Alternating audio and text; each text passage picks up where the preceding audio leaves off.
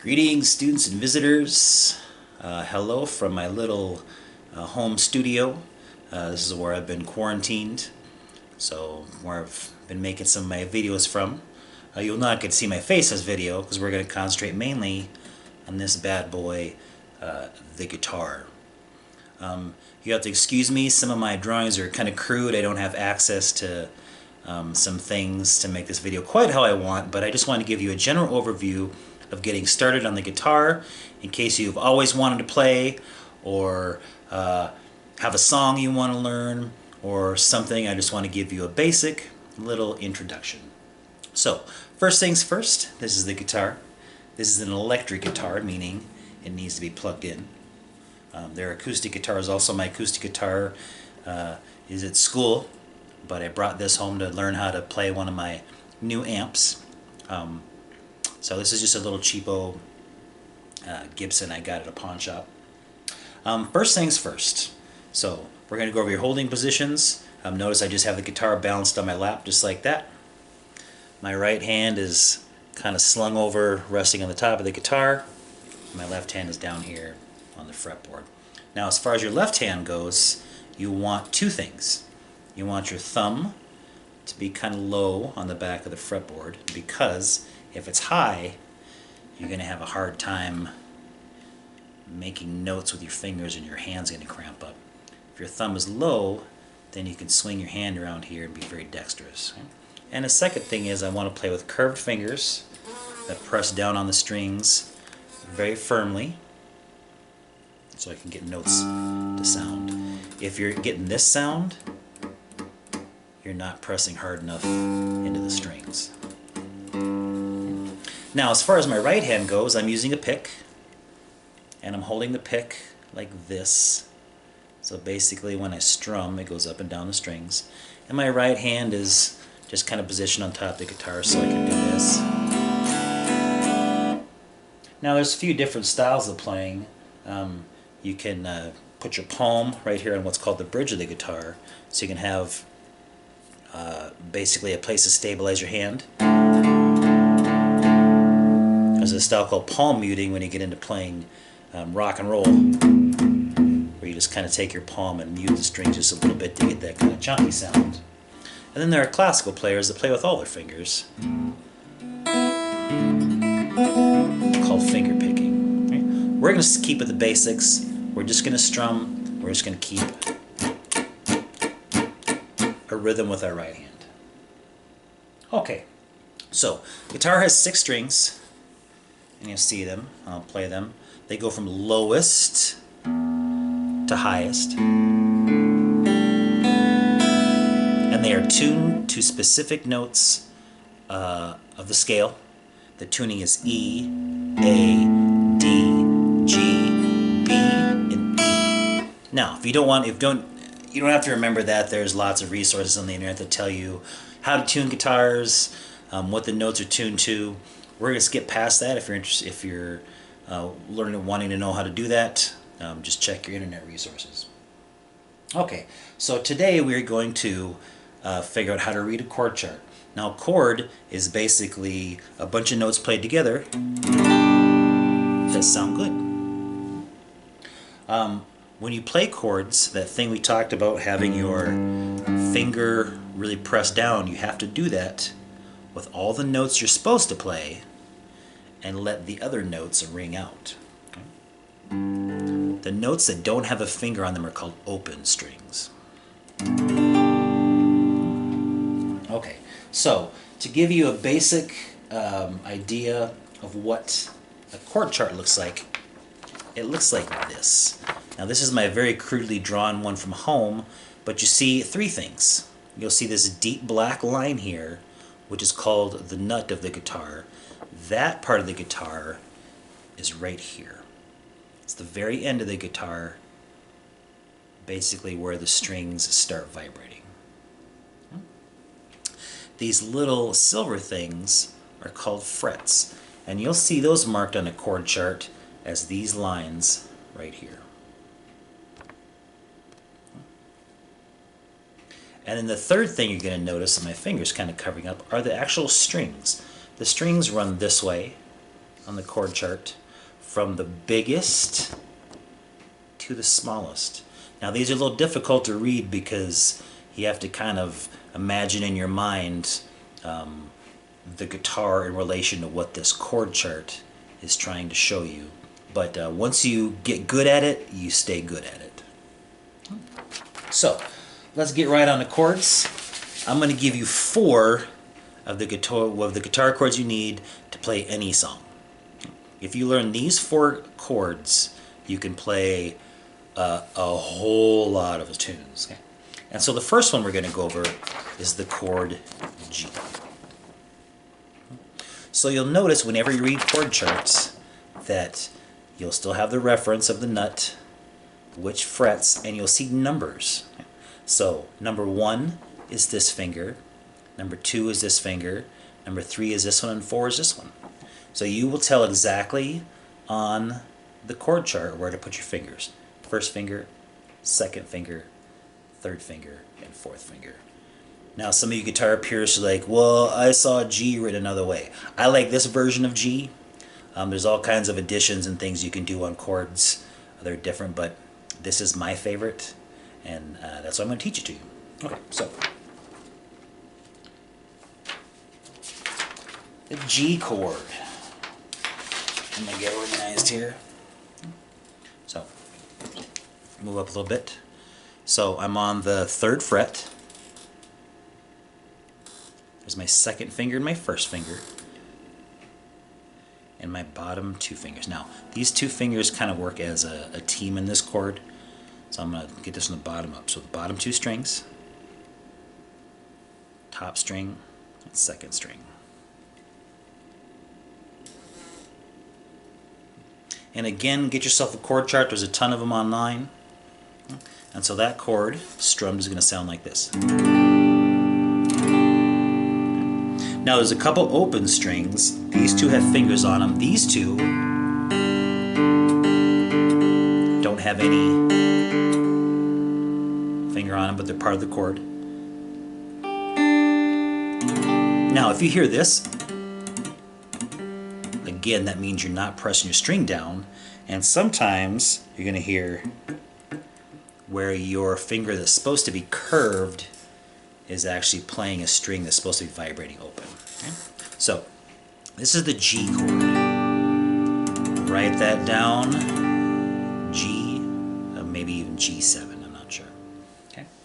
So the second chord we're going to learn is the C chord. Again, if you look at the guitar, there's your nut. First finger, second finger, third finger. First finger, second finger, third finger. Kind of shaped like a diagonal line. And that should sound like this. My pinky is just kind of floating free there. Right?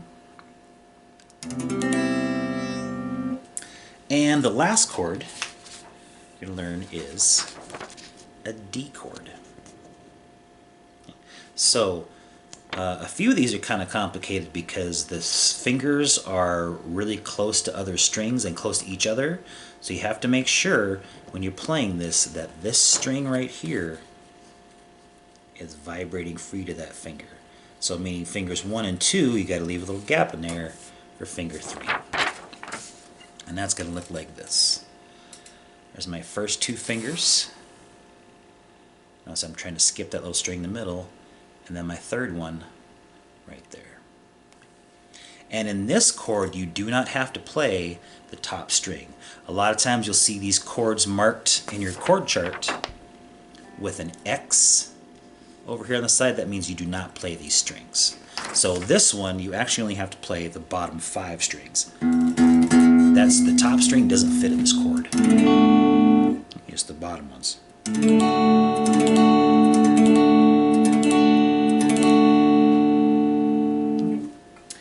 And the last chord is E minor. E minor is very simple. So you notice it's on the 2nd fret, the 2nd and 3rd string from the top with your 1st and 2nd fingers. And that chord simply looks like this. Now notice in the chord chart it has an M, so it's not E, it's E minor. Notice it's got a little m. Okay?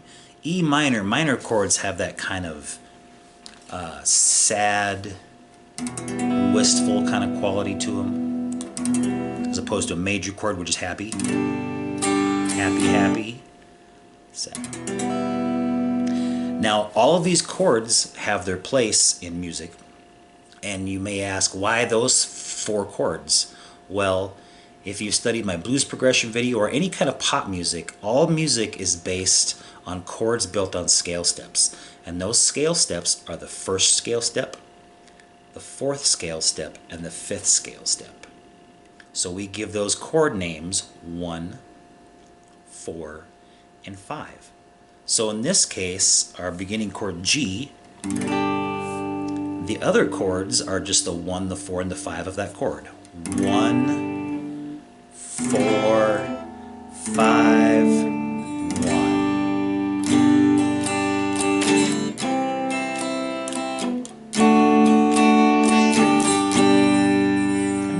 And we throw in the E minor just for a little bit of flavor, because in the key of G, the E chord is actually the 6th chord, and the 6th chord is always minor. A little bit of theory for you. Don't let that screw up your brain. Just know those 4 chords. 4,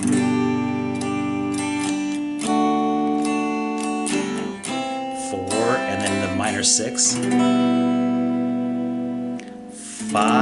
and we're back to the 1. Now it takes a little bit of practice to get from chord to chord without having to stop. You'll notice sometimes when I play, I keep my finger down. This is coming in the next chord I'm going to play. I'm going to just keep this finger down and just do these 2 fingers. And then a total switch. Notice at the same time that I'm playing all these songs, I'm strumming with my right hand. And I'm going to just give you an idea of what that looks like. Now, you don't always have to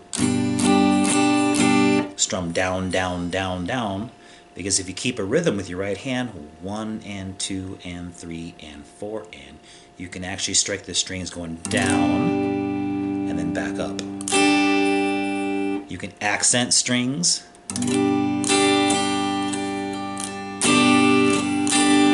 By playing them a little harder. And you can even do this, which is a really cool little trick. As long as you got your chord correctly, you can play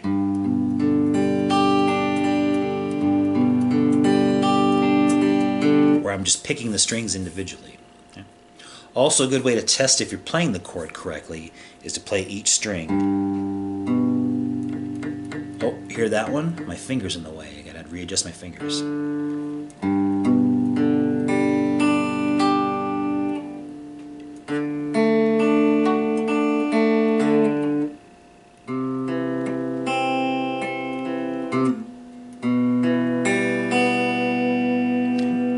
So, my suggestion to you is pick a song that you want to learn. Acoustic songs especially are good. I'm going to play a couple that use these chords. I may sing along to them. We'll see. I'm not a very big singer, so we'll see exactly how that goes.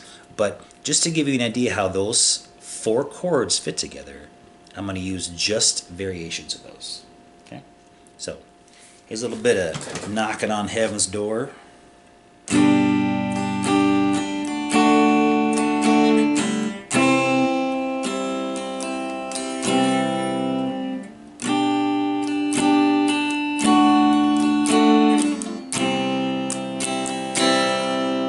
Pay attention to my strumming hand. I'm still keeping rhythm. I'm just accenting some more than others. Okay. Little Bon Jovi. I'm going to use a variation of the C chord that I call cheater C, where I just basically drop these 2 fingers down 1 string each.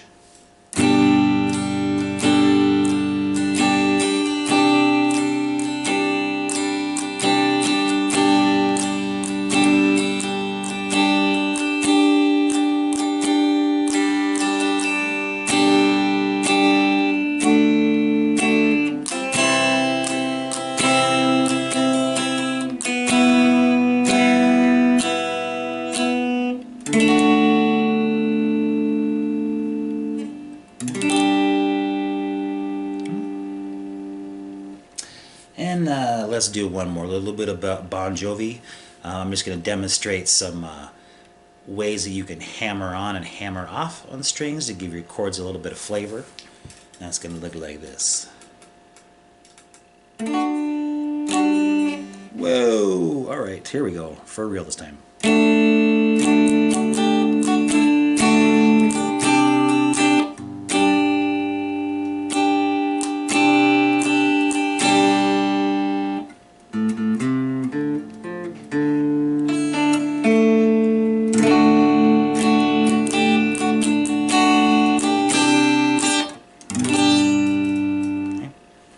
There's all kinds of songs, a ton of them use the C, G, D, and E minor chords.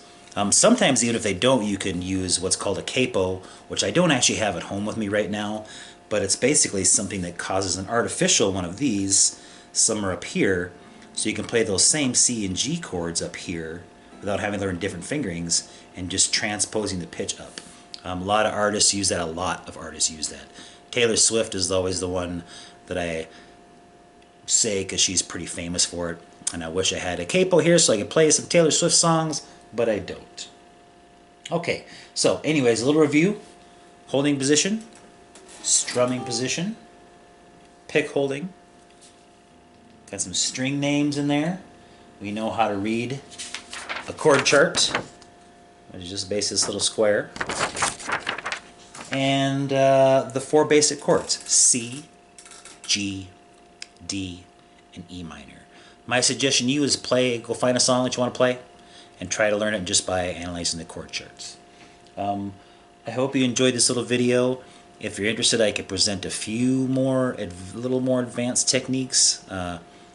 I'm learning how to play guitar kind of along with you guys, maybe at a different level, so I don't know a lot about guitar, but I'm learning over this quarantine, so thank you for learning with me. I hope you guys are all well. Remember to wash your hands.